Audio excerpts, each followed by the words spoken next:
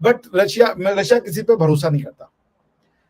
Modi ji is the only person who has earned goodwill in west as well as in east.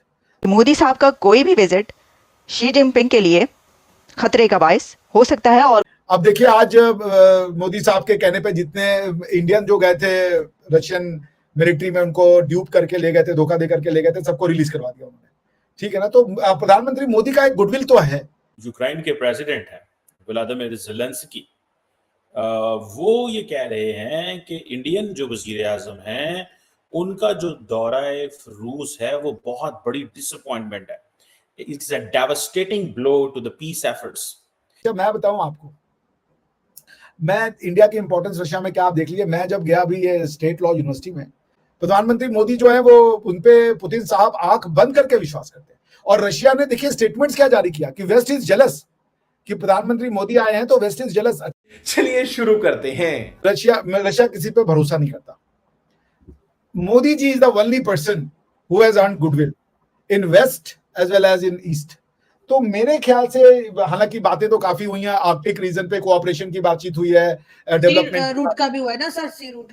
वही Arctic region पे जो है, क्योंकि Russia जो है वो नॉर्दर्न मोस्ट कंट्री है, तो आपका आर्कटिक रीजन पे वो है, उसके गवर्नेंस के लिए ट्रीटी, और ये काफी मिनरल है, काफी कुछ है वहां से जो एक्सप्लोर किया जा सकता है।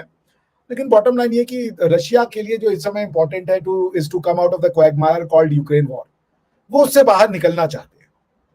और मोदी जी ने G7 के साइडलाइन पे बातचीत भी किया था, क्या नाम है इनसे, आपका व्लादिमीर ज़ेलेंस्की साहब से। तो मुझे ये लगता है कि ये भले हम लोग को कुछ भी फीड किया जाए कि आर्कटिक सर्कल पे बातचीत हुई, सी रूट डेवलपमेंट पे बातचीत की गई, बाकी डेवलपमेंट के लिए भी बातचीत की गई, बट द बॉटम लाइन कहीं ना कहीं ये होगी कि अगर वो कह रहे हैं पुतिन साहब की मैं ये शर्तें हैं मेरी, और अगर ये मान लें तो मैं इस युद्ध को रोकने के लिए तैयार हूं, क्योंकि इस युद्ध से किसी को कुछ नहीं मिल रहा। अब देखिए आज मोदी साहब के कहने पे जितने इंडियन जो गए थे रशियन मिलिट्री में, उनको ड्यूप करके ले गए थे, धोखा दे करके ले गए थे, सबको रिलीज करवा दिया उन्होंने। ठीक है ना, तो प्रधानमंत्री मोदी का एक गुडविल तो है। प्रधानमंत्री मोदी जो है वो उनपे पुतिन साहब आंख बंद करके विश्वास करते हैं। और रशिया ने देखिए स्टेटमेंट्स क्या जारी किया कि वेस्ट इज जेलस, कि प्रधानमंत्री मोदी आए हैं तो वेस्ट इज जेलस। अच्छा मैं बताऊं आपको, मैं इंडिया की इंपॉर्टेंस रशिया में क्या आप देख लीजिए। मैं जब गया अभी ये स्टेट लॉ यूनिवर्सिटी में, तो लोगों ने मुझे इतना सम्मान दिया, मैं आपसे बता नहीं सकता।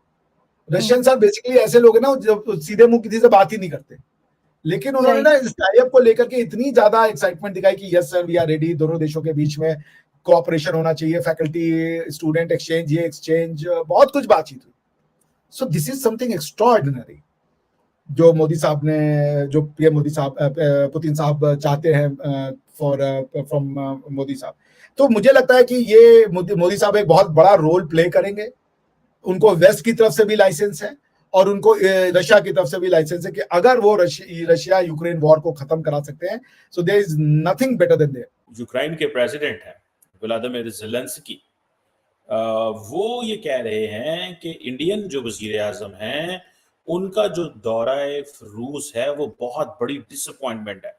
It's a devastating blow to the peace efforts, ये उन्होंने कहा है बात। और उस वक्त वो कह रहे हैं कि दौरा किया है नरेंद्र मोदी ने जब बच्चों के हॉस्पिटल में कीव में हमला किया गया। अब जाहिर बात है इसको अमेरिकन एंड यूरोपियंस बड़ी अहमियत दे रहे हैं कि नरेंद्र मोदी रशियन सदर को मिल रहे हैं और उनकी रहाइश गाह पे मिल रहे हैं।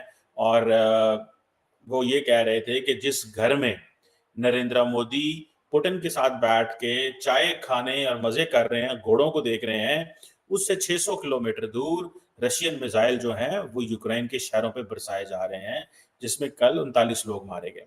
मेरे ख्याल से I think the Americans have asked Zelensky to speak. ये अमेरिका के कहने के ऊपर वो बोल रहे हैं, क्योंकि अमेरिकन्स डायरेक्ट तो मोदी साहब को कुछ नहीं कह सकते। आप बात समझ रहे हैं ना, वो डायरेक्ट कुछ नहीं कह सकते। ठीक है जी। और ये इसको जारी बात है अमेरिका और यूरोप के अंदर बड़े अंदाज से देखा जा रहा है, और इसको अमेरिकन तो नहीं कह सकते कि ये बहुत बड़ी डिसअपॉइंटमेंट है, अमन के लिए धचका है, क्योंकि इससे वो जो अमेरिका की जो कोशिशें हैं रशिया को अंडरमाइन करने की वो कॉम्प्रोमाइज होती हैं।